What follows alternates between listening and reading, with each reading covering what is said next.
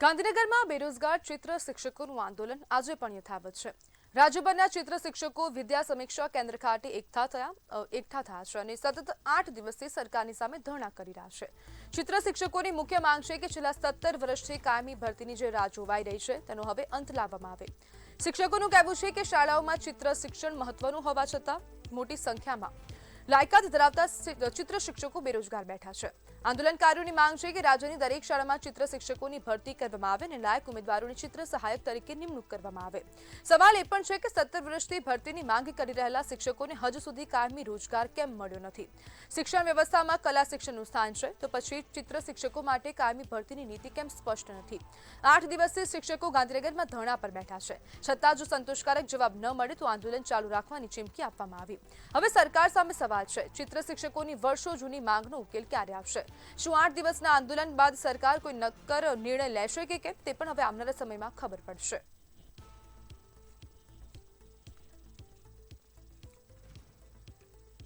ગાંધીનગરમાં છેલ્લા 8 દિવસથી આ વિરોધ થઈ રહ્યો છે। ચિત્ર સહાયક તરીકે નિમણૂક કરવાની શિક્ષકોએ માંગણી કરી છે। શિક્ષકો કહી રહ્યા છે કે જ્યાં સુધી સંતોષકારક જવાબ નહીં મળે ત્યાં સુધી આંદોલન યથાવત રહેશે। અને આજ મુદ્દે આપણી સાથે ચર્ચા કરવા માટે ચિત્રના શિક્ષક ભાવિશા પટેલ જોડાઈ ગયા છે। ભાવિશાબેન, જે પ્રમાણે શિક્ષકો આંદોલન કરી રહ્યા છે, છેલ્લા 8 દિવસથી આ આંદોલન યથાવત છે, શું કહેશો?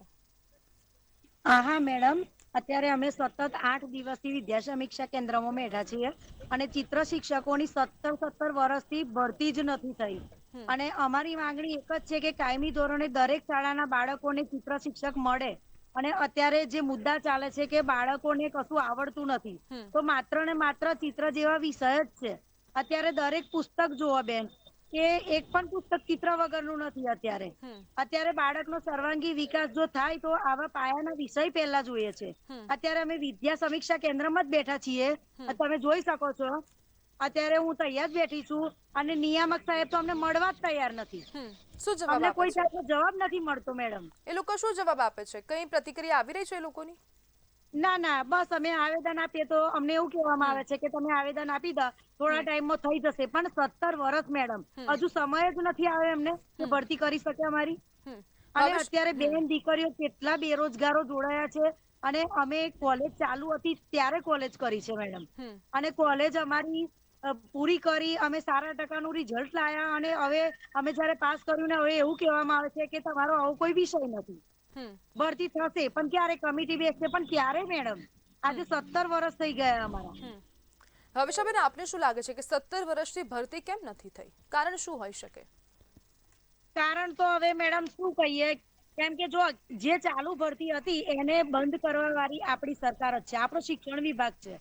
અને અત્યારે જે બાળકોને જે શિક્ષણ મળવું જોઈએ, ચિત્ર સંગીત વ્યાયામ વાળા વિષયો જે મળવા જોઈએ એ બાળકોને મળતા નથી। અત્યારે કહેવામાં આવે છે કે ભાર વગરનું ભણતર, તો કયા એંગલ થી ભાર વગરનું ભણતર છે?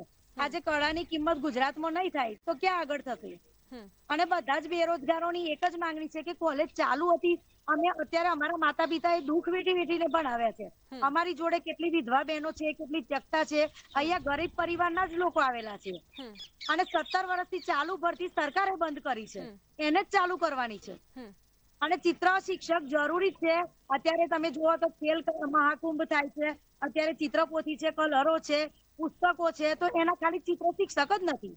અને અમારી માંગણી એવી જ છે કે બાલ વાટિકાથી 8 ધોરણ સુધી જે પહેલા કાયમી ભરતી થતી હતી એવી રીતે દરેક શાળામાં બાળકને એનો હક મળે, બેરોજગારોને નોકરી મળે અને કલા સંસ્કૃતિ જીવંત રહે।